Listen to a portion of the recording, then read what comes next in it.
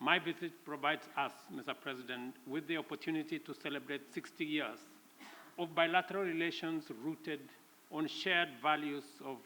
freedom, democracy, rule of law, equality, and inclusivity. My visit takes place at a time when democracy is perceived to be retreating worldwide. The accelerating drift towards regimes indifferent to democratic values is a deep concern to us, and I believe it is time the US, working with Kenya, deploys its capabilities and rally like-minded democratic countries to set up the course for democracy.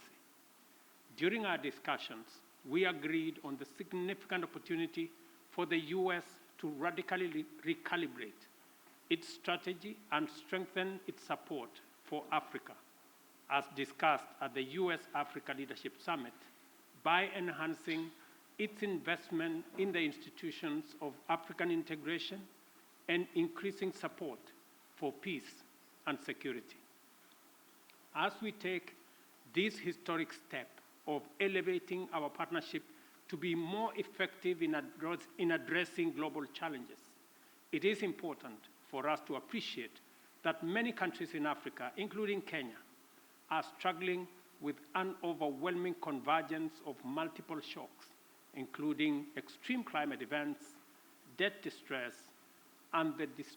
disruptive upheavals in Europe and the Middle East, whose cumulative impact is to divert national resources from investment in people and economic growth into managing climate-induced crises and servicing sovereign debt. For this reason, I have underscored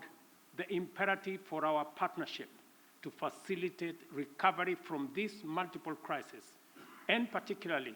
for the United States of America to take a leading role in a comprehensive debt resolution framework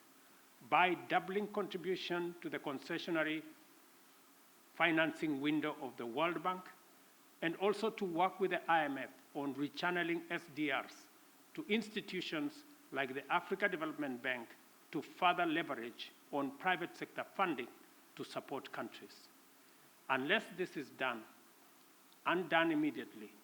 the values of freedom, democracy, and the rule of law are in great jeopardy.